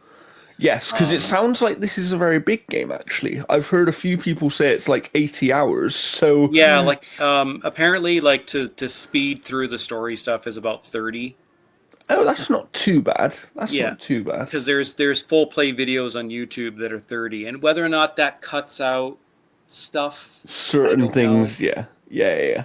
But even then, 30 or thereabouts is much better than Yeah, 80, they're 85. basically everyone is kind of saying that is if you loved first person Skyrim, Yeah. this is the game that you'll want to kind of invest into. Yeah, like, I think for people who haven't played Kingdom Come Deliverance before, the thing that will put most people off is that this is an RPG where you actually have to think all of the time. So one of the examples I'll give you is that if you get dirty in this game, Jeff, if you get blood on you, if you get mud on you, people will say you stink, and you won't be allowed to go into an inn to sleep. And sleeping is The how same you save happens your too game. when you wear a mega hat. They'll just prevent entry. But yeah, so it's just like if you and you know it's like you can choose to be a criminal in this world. You can go Yeah. around, you can lockpick, and you can break into people's houses and steal things. But even if they don't see you, if crimes are happening in the town, the NPCs are aware that these crimes are happening, and they'll begin to suspect you because you are the new person in town. And like, so the world by all accounts is very alive, right? Because it reacts to everything you do. I remember I was watching one video on it the other day, and someone talked about how they they essentially were starving to death because you have to eat food in this game, but you don't eat too much because that will then negatively impact your stats and that sort of thing. And someone was talking about how they were starving to death, so they just killed like a man on the side of the road and took a cracker from him or something. And nobody saw him do this, but then a little bit down the road, he runs into like a guard, and the guard was like, "Did you kill that person back there?" And he was trying to play it off like, "No, I don't know what you're talking about." But little did he know at the time, his character, Henry, who you play as, actually had blood all over his face, where the blood had splattered on him. So Yeah, and the apparently there's NPC was no able to. difficulty settings for the game either. There's not. So the game's difficulty is based on how you choose to play it Yeah. effectively. It's about you learning the systems of the game and getting to grips with those. So, And it for uses example, the go on. Skyrim system essentially where like the more you do something it levels up certain things. Yes. Yes, that's correct. And, you know, so I do think it won't be to everybody's tastes because it's certainly more simulation based than most RPGs that we get. Yeah. But it having that extra level of simulation, I think makes it a much deeper RPG for the people that want to engage in it. And it's like you can become you can become an alchemist and start selling like different potions and concoctions to people, and that's one of the best ways to get money in the game. And if you get your reputation up high enough, you can effectively make your way through this game by avoiding combat most of the time, so you don't even have to get good at the combat system. And it does lead to weird things that happen. So for example, one of the things I heard is there's a camp in the game, and somebody discovered it, and it's Yeah, an the enemy Hungarian camp. camp. It was the IGN review where he went in. Yes. He after like leveling up and every stuff, he went into the camp and then he butchered everybody. And then Yeah, he had a mission later on that he needed to go back to that camp and deal with something, and he had literally had to like sneak around and like because kill they certain knew people. what he had done. Yeah. So yeah, it's interesting, and that's where like those systems clash. Yes, yeah. But no, look, it looks but pretty decent. but I think that will make for some really unique experiences as Yep. well. And if you're a fan of RPGs, at least based on the current reviews, like I said, this is a 90 on Critic DB and it's an 89 average on OpenCritic currently. I don't know what the Metacritic is because I haven't checked that yet. But to compare that to the original game, the original game was kind of your mid 70s, so they've definitely this this sounds to me like 88. this second game is them nailing what they wanted the first one to be.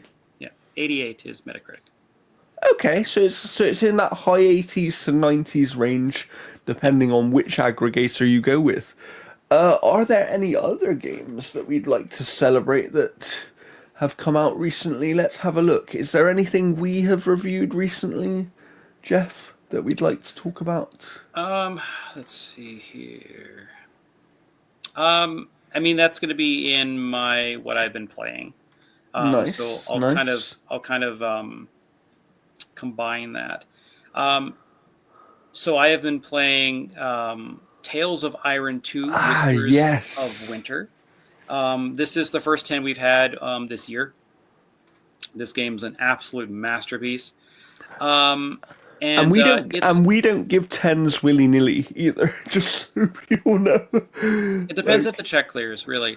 Um, but yeah, like so Tales of Iron 2. Let's see what we're on sitting at Critic here. DB right now, it's sitting at a 78. I will check Yeah, Open it's Critic. 79 on Open Critic right now. Nice, nice. 85% critics recommend. Yeah, this game is absolutely amazing. So I got access to play the first one to kind of see the comparisons, and the second one is certainly better, but it's better in those moments because the things are refined a little better. It's not that it's drastically changing everything. So if you like the first one, you're going to love the second one. If you like the second one, you're going to love the first one. You basically play as a little rat.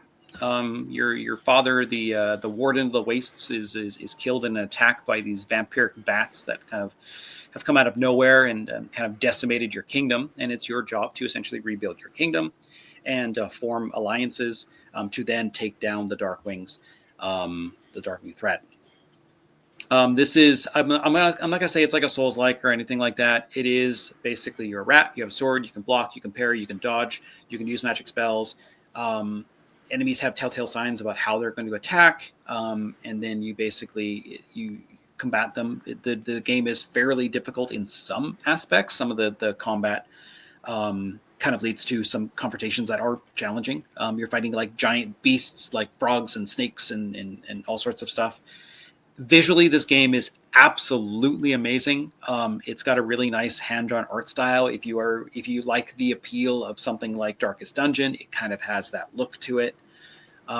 This game just plays beautifully on Switch, like flawlessly. It is incredible. I've got code for Xbox as well. I haven't checked it out on Xbox because I played through the entire thing on Switch, and it is unbelievably good. They do such a good job with how the game feels. The game is narrated by Doug Cockle, who dips more into Geralt's voice in this one than he did in the first one. And the first Okay, one, interesting. it's close. It's like 80% there to Geralt's voice. But in this one, in the second one, he's full Geralt. And it really lends a lot of stuff because like when your characters talk to each other, they're talking in images. So it'll be like, go to this house, talk to this guy, get this weapon. And it'll be those images of that and then an arrow. And then you'll go that way. And then Doug Hawka will pop up going like, and the young rat went blah, blah, blah. Like he'll talk and narrate the game.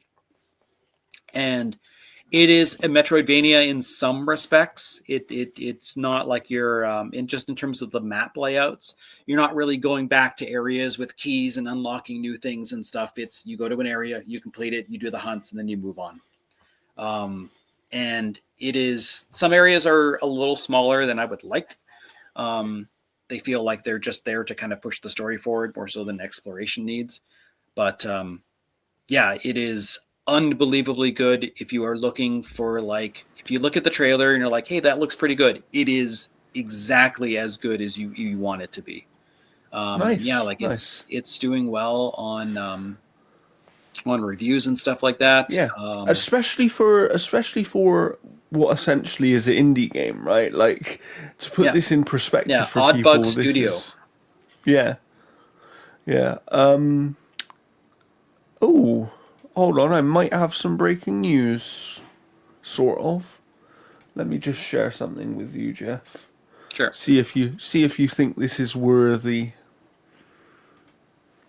But yeah, I do have access to Tales of Iron 2 as well, and I'm excited to check it out based on what Jeff has told me, but it's probably going to be a little while before I can get to it. Yeah. So the news that Jordan has shared here is apparently that Bernie Burns has acquired the rights to bring Rooster Teeth back. Um, so it'll be interesting to see kind of how they go about it. I'm assuming that the mainstays like like Achievement Hunter and Barbara Dunkelman and all that kind of stuff will kind of come back. That's been kind of their bread and butter for a while. I don't see Funhouse being revived. I think everybody else is kind of thriving in their own little way. Yes, yeah, I'd agree with But we'll that. see how that goes for sure, and we'll definitely update you more if once more news is kind of made available. Definitely, definitely. So, as we come towards the end of the episode, that means it's time to talk about what we've been playing. Obviously, Jeff just covered one of the games he's been playing. As I mentioned, I can't really talk about what I've been playing, but what I can say is something that I'm probably going to play later today, possibly on the Outer Havens YouTube channel. So, make sure you're following me on social media to see if this does happen. But I may play the first hour of Kingdom Come Deliverance 2 that we were just talking about. So be on the lookout for that. Make sure you're following me on social media. But other than that, I don't have much to talk about in this section this week. However, you have played two other things you'd like to talk about, Jeff. So the floor is yours. Yeah, I've got one game embargo that I'm working on the review. Hopefully today I'm going to make some progress more on it. But I've been playing Big Helmet Heroes, which is kind of like a 3D side-scrolling kind of like spiritual successor to Castle Crashers. It doesn't I quite wish have the this same had. kind of humor. It's I got wish some. this had online co-op though. Yeah, I think that is coming at some point. And it's only two players, which I kind of wish it was four. Um, but no, like it's an absolutely excellent game. There's some performance issues in one particular fight, but and I've been kind of stuck outside the level a couple times. But you basically play as a knight. You go unlock other knights, and then you go to rescue the princess. The story is pretty simple. I think the cutscenes feel rushed and kind of in progress. They feel like they're animatics for like what the actual cutscenes should be. Because when the game actually has cutscenes, which is at the very beginning and the very end, they're great. They look fantastic. They've got all of the personality that you kind of want. Um, the moves and abilities are really neat. You can freeze the screen and turn everybody in the sand, or then the giant turns into a big giant and kind of stomps all over everybody. The gunner kind of zooms out, and you got the guns, and you're basically shooting at the screen. It's got some really nice stuff. It's really good. If you like Castle Crashers, definitely check this out. It is absolutely so much fun, even with like the technical issues that it has and the fact that you can't play it online. But it's got local 2-player co-op. It's got some really nice gameplay moments. It just feels really good to play. The animations are really nice. I think the characters are really good. I think you unlock characters a little slower than I would like.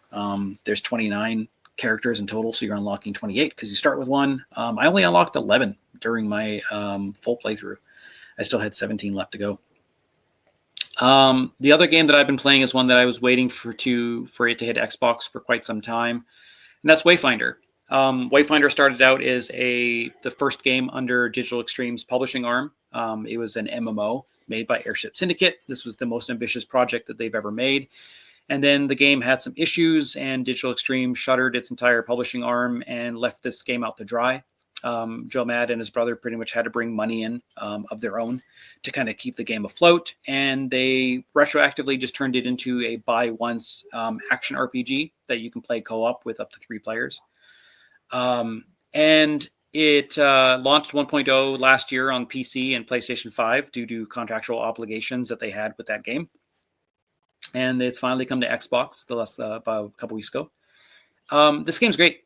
Like it is, it has that Airship Syndicate look. So it has that kind of cartoony Fortnite kind of look to it. But I will say the first city that you encounter is one of the most ambitious things I've ever seen for a studio to do that normally has not made something of that scale. It is basically what this game is it's a procedurally generated dungeon crawler where you have about 7 or 8 characters that are called Wayfinders, and you basically find their essence essentially scattered around the world, and then you can summon them, you can turn into them, you go into missions, you get loot, you can customize what they look like. There's a lot of deep customization. They've removed all the microtransactions and everything like that, so it is basically you buy it for like $30 or $20 or whatever it is in your currency, and you basically just kind of go into here's Sugar. She hasn't been on the podcast in quite some time. Look at Hello. Yeah, and no, like you kind of go into levels that are procedurally generated, and the cool thing about it is every character can use every weapon now, so it's not just tied to the class. So I'm playing right now as Venomous. I'm using her gun that's come in, but I've also used the gun playing as Nis. There's cool characters like Grendel. He's like this big like lion type of guy. He's like Lion-O on steroids. But there's some really, really nice work done here. I think some of its presentation is definitely the low budget stuff that we expect from Airship Syndicate, like the conversations between characters. Not everything's voiced, but some stuff is. Characters do only flap their mouth for a little bit of the conversation and then stop after a while. It is still really fun to play. Exploring's really nice. I've got the mount. There's world events and stuff. I do still kind of wish that it still had characters running around in the overworld, like players running around in the overworld. I still wish it maintained that aspect of the MMO stuff, where if events were taking on, you could join in with other players. And I really hope that they can do that because they've got a great game here because everything is unlocked as you play. There's no microtransactions, there's no grind, there's no battle pass, there's nothing like that. Like this game was on sale for 28 Canadian. I think it's like $24.99 US. If you were looking for a really, really fun game that you can play with other players, support this game. The fact that they've done all of this work to retrofit the game in an almost No Man's Sky kind of way, and then release it for $25, like that is absolutely incredible. This game's success of what it's doing now came during a dark time when Digital Extremes just dropped them and said, "Here, you deal with it yourself." And Yes, that's why I won't play. nice. That's why I won't play anything Digital Extremes put out. I won't touch Warframe. Like they literally abandoned Airship Syndicate, left them to pretty much die. Like Yeah, this game could have tanked the studio. definitely, definitely. But And you know, I'm it's glad that they've clearly made unbelievably good. something good out of it. Yeah. Yeah, Jordan, if you ever get it, I'll jump on and play because it is I fun. Like, really, I was just looking it up while you were talking about it, and it looks cool. So I may yeah, well try and get it at some point. it's it's really good. I don't know if there's crossplay. I looked it up. There is crossplay, so Okay, perfect. that's Yeah, good. because like you go Yeah. into dungeons and basically you select the dungeon and then you can select a mutator. And mutators will either add gold, which the more gold you collect, the weaker your defense is, or Rebecca likes to torture me with bombs. And bombs will basically just constantly start dropping everywhere, and you have to deal with all the enemies and the bombs and stuff like that. Visually, the Fun. game looks fantastic. Again, like it basically looks like as if Fortnite made like a fantasy hack and slash game. Like it looks like that. It's that kind of art design. But Wow. honestly, the moment you step into that city and you see this just massive village, it is absolutely like it's the most ambitious thing I've ever seen a small studio do. Wow. Um, Wow. and it's a great game. It runs fairly well. All the menus and everything is really nice. It's got you can customize a home, so you can put 500 items in this home and stuff, and you just build this little living space. And you get pets and everything like that. Nice. The pets will Nice. actually make you bleed if you pet them. Oh, Um, But no, it is an unbelievably fun game. The action's really nice. The moves are really good. The fact that you can play as any character, like you could just basically just go to the character, select, summon, boom, you're in that character. You unlock items for every character as you play, which is both a blessing and a curse because when you're playing as Nis, you kind of just want to customize Nis. But then all of a sudden, if you get Venomous and you're like, oh, hey, I've unlocked 7 things for Venomous already, that's cool. But it's less cool when you are playing as a character and you're getting items for characters that you're never going to touch, yes. you Yeah. know. But Definitely. no, it's really good. It's been taking my time and stuff. And again, like I've been playing another game for like 60 to 70 hours that I can't talk about right now. I think the embargo drops still in about 2 days. So I got to get a Okay. review out or review finished, hopefully today. Um, but yeah, that's pretty much all like I've been really playing. Um, I'm hoping to get code for the DLC for Team NT. Casey Jones is going to be I coming to I Splinter's Fate. I can get you that. I've had an email today. Well, I'm waiting for it on Switch. I think I can get you one. Yeah, well, he is messaging me saying that when Switch codes are live, he'll be sending me one. Okay, that's good. That's They good. just didn't have Switch codes until the launch, which is I think tomorrow. Yes, yeah. And yeah, there's a bunch of stuff. Like again, I'm gonna try and get code for that Kingdom Come Deliverance because I've got a little bit of time I can kind of devote to it. Yeah, Jeff's got a couple of weeks before before Monster Hunter. Yeah, and I'm still hoping to get code for Lost Records. That's the new game coming from Yeah. Don't Nod. That looks really good. However, if you haven't heard about Lost Records, actually, it is the new game from Don't Nod in the vein of things they've Life is made in the Strange. past, making dialogue choices.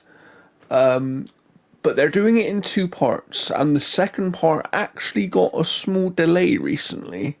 Yeah, I think it's delayed by 2 or 3 weeks. It was meant to come out almost exactly a month after the first part, and now it's coming out in April, so it has received a little bit of a delay. yeah, But the first part, tape one, is coming out on the 18th of February, I believe, and something it's like it's roughly about 6 hours long because they've said that the entire adventure is about 12 hours. So you would imagine that tape one is 6 hours, tape two is probably 6 hours. But yeah, I'm looking forward to that. I should be covering that one for the Outer Haven. So yeah. I almost wonder if this game's going to go the same way as Life is Strange. I wonder if like the core audience has kind of left that type of game behind because Life is Strange didn't do well despite the return of Max Caulfield. Like people have been wanting that for the longest time. and it Yeah, just didn't yeah, do well. yeah. True, true. I think It's it could have been that it wasn't episodic, so people didn't get that first episode or the taste of it. Essentially, like I would love to see them do a like first chapter demo. yeah, yeah. I think they probably should have done that. I think because if you may remember, but I actually got to preview the first couple of chapters of the game early, Yeah, and after playing that first couple of chapters of the game, that was what made me want to review it because I was like, I need to see where the rest of this story yeah. goes. I think just honestly, the release schedule and the release format of that game just botched it entirely. Yeah, So like that's why yeah, I'm kind of worried with Lost Records is it kind of has that vibe of Life is Strange and like do people want that anymore? I mean, do yeah. like Do they the want that anymore? majority Yeah, of people want because obviously there's people that want it. You and know, also there's never that can case it where people don't. and also can it stand out in a crowded time for video games, right? Like we've got so many like just 3 days after the release of Lost Records Bloom and Rage, there's a new Like a Dragon video game coming out. And then a week after that, Monster Hunter releases, and it's just like it's craziness at the Yeah, we still moment. have Assassin's Creed that's going to be Yeah. coming out. Obviously, a lot of people are talking about the controversial DLC that's apparently kind of backed by Saudi money. So that's been Yes. kind of questionable. But I mean, WWE has been backed by Saudi money for a very, very long time. Yes. I mean, next Yeah. year's Rumble hopefully won't be a repeat of the world's greatest Rumble, which was the However, worst however, Rumble. if we see Titus O'Neil slipping again, that'll make it all worth it. Because that was amazing. Right underneath there. But yeah, it's hard to say. But I mean, yeah, there's a lot A of lot fun of video games games. coming. Another one that announced they've gone gold recently and are coming fairly soon on March the 6th. Our friend Joseph Fares is bringing out his new game Split Yeah, Split Fiction, Fiction. which We've also got which looks Luchon great. Fallen Feathers that's going to be coming out. Hopefully, I'm going to be covering that because you know that looks really really good. We've also got Yeah, that Last Berserker that's going to be coming out. The demo's out. People have been really yeah. really loving that. Yeah, like there's so much, and we're gonna try our best to cover as much of it as possible. Obviously, it is difficult because I also write at the Outer Haven, which means I have some obligations over there, but Yeah. we do try our best to cover as much as we can. Yeah, like I'm And still working on a Marvel Rivals review. I still want to review Rise of Ronin. I borrowed it from a friend, and he's like, "Yeah, no, keep it for as long as you need." and that's coming for PC soon as well. So, it might be a good time for you to review it actually, Jeff, because people may be looking into that one for the PC release. But yeah, so we've got a lot coming to the website. We've always got news posting as well. So and one thing that you probably will appreciate about our website if you're not familiar with us, No ads. analogstickgaming.com, is we have no ads and we focus purely on news and reviews. Like we don't really do opinion pieces. We have the occasional preview when we're able to get access to them, but we're not going to shove a million articles a day in your face, basically, is Yeah, and what I'm I'm not going trying to to talk about say. how like an actor from Girl Meets World is like suddenly like making a cookbook. It's not going to fucking happen. Yeah, yeah. You know, So, if you like gaming and that's all the you really gaming want, gamers first that's kind of website. You know, we'll talk yes, about movies, we'll talk about wrestling and all that kind of stuff. I've shelved the movie reviews. I just didn't have time for it. Um, yes, but generally, it was just an MCU spot, really, when you look at the yeah. stuff I was doing. And the other thing is, you know, I want to say thank you for your support because, as I've said before, there's only two of us doing this, Yeah. so we try our best, but but it is difficult because Jeff has a full-time job, I have a job, and I also have commitments at the Outer Haven. It makes it difficult, but we are growing, and we found out the other day that we're growing faster than we thought we were. So I want to say thank you to everyone who has visited our website or watched this podcast. And like I said, as we end the episode here, I want to remind you that we are giving away 1 month of Game Pass as Banter is on the wheel and is telling you all to make sure you're subscribed, following us on social media, and comment on this episode to receive that 1 month of Game Pass. Otherwise, we're going to send Banter to get you. And he's running right now for you. Banter, go get him. Go find those subs. Go find him. Go find him. Yeah, that's the camera. So there we have it. See, Banter's telling you that you should enter the giveaway, and make sure you're following us on all the social medias. We actually use Blue Sky now more than we do our X account, so that's probably the better place to follow us, but you can follow us on X as well. And with all that being said, I don't think we have much else to say, so it's a goodbye from me, and I'll see you next time. See you guys.